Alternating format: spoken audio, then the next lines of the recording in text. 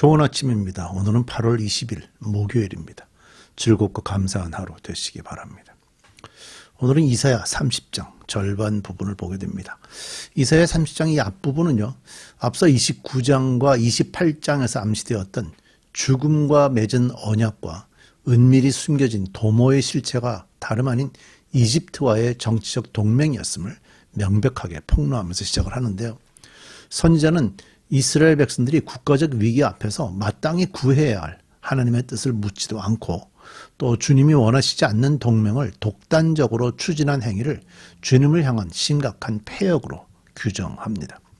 더욱이 이집트는 험난한 사막을 지나서 많은 재물을 바치면서까지 의지할 가치가 전혀 없는 무익한 국가였기 때문에 이사야는 그들을 가리켜 아무 도움도 주지 못하는 무능한 괴물인 가만히 앉아있는 라합이라고 맹렬히 비판하고 있습니다. 이처럼 자신들을 살리려는 선지자의 생명 말씀을 끊임없이 거절하고 인간적인 지혜만을 의지하는 이스라엘의 완악함은요, 구약의 여러 선지자들은 물론 훗날 예수님께서도 눈물을 흘리면서 탄식하셨던 깊은 영적 질병이라고 볼 수가 있습니다. 파멸을 향해서 맹렬히 치닫고 있는 유다를 향해서 하나님께서는 스스로를 보호하려는 인간의 헛된 수고를 그치고 온전히 주님께로 돌이켜 잠잠히 신뢰하는 것만이 유일한 구원의 기름을 간곡히 호소하십니다. 궁극적으로 이 본문은요, 거센 폭풍우 앞에서 우리가 진정으로 의지하는 피난처가 세상의 헛된 힘인지 아니면 하나님의 약속인지를 엄중하게 질문을 하면서 참된 안식은 오직 주님을 향한 전적인 신뢰에 있음을 깊이 묵상하게 이끌고 있습니다. 자, 우리 함께 본문을 들여다보겠습니다. 이사야 30장 1절 말씀입니다. 주님께서 말씀하신다. 거역하는 자식들아, 너희에게 화가 닥칠 것이다. 너희가 계획을 추진하지만 그것들은 나에게서 나온 것이 아니며 동맹을 맺지만 나의 뜻을 따라한 것이 아니다. 죄에 죄를 더할 뿐이다. 너희가 나에게 물어보지도 않고 이집트로 내려가서 바로의 보호를 받아 피신하려 하고 이집트의 그늘에 숨으려 하는구나. 바로의 보호가 오히려 너희에게 수치가 되고 이집트의 그늘이 오히려 너희에게 치욕이 될 것이다. 유다의 고관들이 소환으로 가고 유다의 사신들이 하네스로 가지만 쓸모없는 백성에게 오히려 수치만 당할 것이다. 너희는 이집트에게서 아무런 도움도 유익도 얻지 못하고 오히려 수치와 치욕만 얻을 것이다. 이것은 네겝의 들짐승들에게 내리신 경고의 말씀이다. 유다의 사절단이 나귀 등의 선물을 얹고 낙타 등의 보물을 싣고 거친 광야를 지나서 이집트로 간다.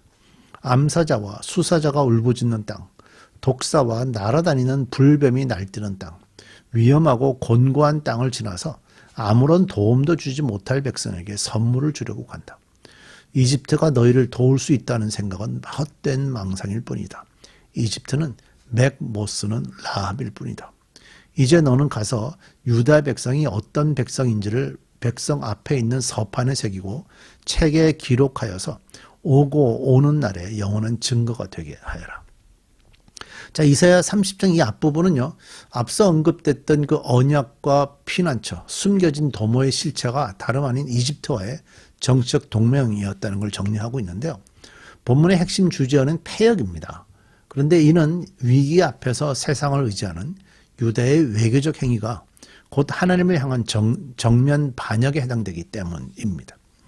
이스라엘 지도자들은 이 동맹이 하나님의 뜻에 어긋난다는 사실을 알면서도 주님께 조언을 구하는 최소한의 신앙적 절차조차 철저히 무시했습니다.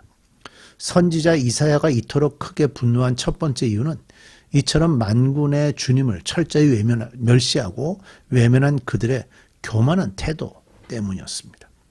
그리고 그가 분노한 두 번째 이유는요, 최근의 역사적 경험으로 볼 때 이집트가 유다를 구원하기는커녕 도리어 재앙만 불러올 무익한 국가였기 때문입니다. 그렇기 때문에 막대한 재물을 실은 사신들이 험난한 사막을 지나며 이 동맹을 맺으려고 버둥거리는 모습은 너무도 어리석고 헛된 수고일 뿐이었습니다. 실제 예루살렘에서 그 남쪽으로 내려서 이집트까지 가는 길은 완전한 사막, 광야입니다. 그야말로 흙과 돌만 있고요. 때에 따라서 모래만 있는 그런 지역입니다. 비도 오지 않습니다. 결국 이사야는 아무 도움도 주지 못하는 이집트를 신화 속 바다 괴물에 빗대어서 가만히 앉아있는 라합이라고 조롱하면서 이 준엄한 경고를 백성들이 보도록 공공 게시판에 기록하여 남겼습니다. 자, 9절입니다. 이 백성은 반역하는 백성이요 거짓말을 하는 자손으로서 주님의 율법은 전혀 들으려 하지 않는 자손이다.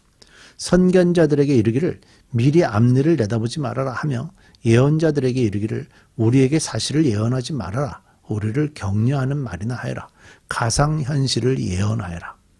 그 길에서 떠나거라. 그 길에서 벗어나거라. 이스라엘의 거룩하신 분 이야기는 우리 앞에서 제발 그쳐라 하고 말한다.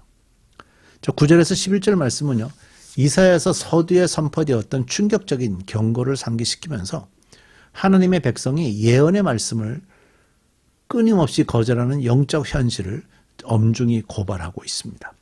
생명의 말씀을 거부하는 이스라엘의 완악함은 구약의 아모스나 예레미야, 에스겔과 같은 여러 선지자들이 사역 현장에서 공통적으로 직면했던 뼈아픈 좌절이었습니다. 신약시대에 이르러서 그 스데반, 사도행전 7장에 나오죠. 스데반이 순교 직전 설교를 통해서 꼬집은 핵심도 바로 이 부분이었는데요. 예수님께서도 복음을 배척하는 예루살렘을 향해서 애통하는 눈물을 흘리셨습니다. 그러나 사도 바울이 깊이 깨달았던 것처럼 택함 받은 백성의 이러한 불순종마저도 결국 구원의 복음을 이방인에게로 폭넓게 확장시키려는 하나님의 주권적인 섭리로 사용되었죠. 비록 이스라엘의 실패가 복음 확장의 귀한 통로가 되었을지라도 이제는 은혜를 입은 이방인들 역시 그들의 패역함을 반면 교사로 삼아서 겸손히 순종하는 교훈을 철저히 배워야 합니다.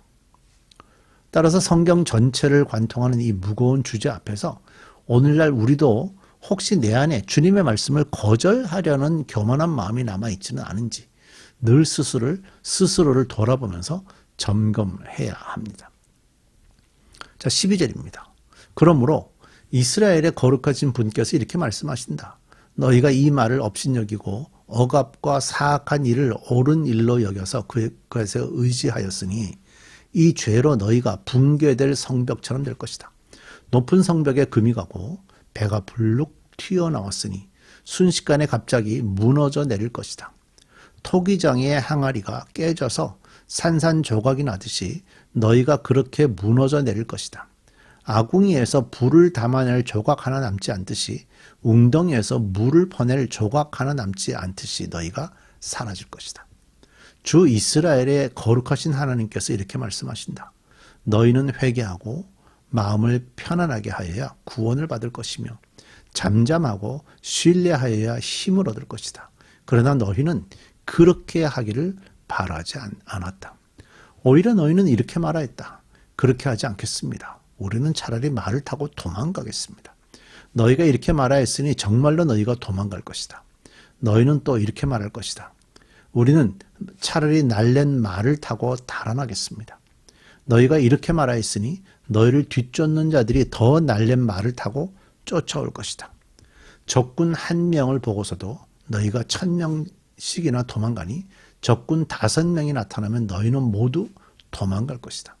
너희가 도망가고 나면 산 꼭대기에는 너희의 깃대만 남고 언덕 위에서는 깃발만이 외롭게 펄럭일 것이다. 자, 유다는요, 선지자의 경고에 주의를 기울이지 않은 채 멸망을 향해서 내달리고 있지만 그들 앞에는 하나님을 신뢰할 것인지 거역할 것인지 결정해야 하는 중요한 양자택일의 갈림길이 아직 남아 있습니다.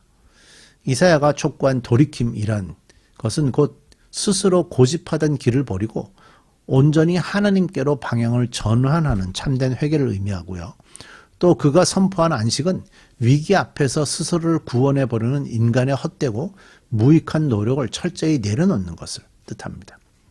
다시 말하면 자신의 힘으로 안전을 지키려는 얄팍한 시도를 완전히 멈추고 잠잠히 주님만 의지할 때 비로소 참된 평안과 의식이 찾아온다는 것이죠. 과거 이스라엘 백성은 출애굽 당시 홍해 앞에서 이 가르침을 직접 경험했음에도 불구하고 안타깝게 역사 속에서 이 온전한 신뢰의 원리를 충분히 배우지는 못했습니다. 결국 오늘 말씀은요, 눈앞의 위기를 모면하고자 이집트라는 세상의 힘을 의지하려는 인간의 패역을 엄중히 꾸짖으면서 참된 구원과 승리는 오직 우리의 헛된 계획을 내려놓고 주님만을 잠잠히 신뢰하는 데 있음을 강력하게 선포하고 있습니다. 우리 기도하겠습니다. 우리의 의지할 곳, 우리에게 도움을 줄 수 있는 곳, 또 어떤 능력이, 어떤 사람이, 어떤 환경이 우리에게 도움을 줄 수 있을까?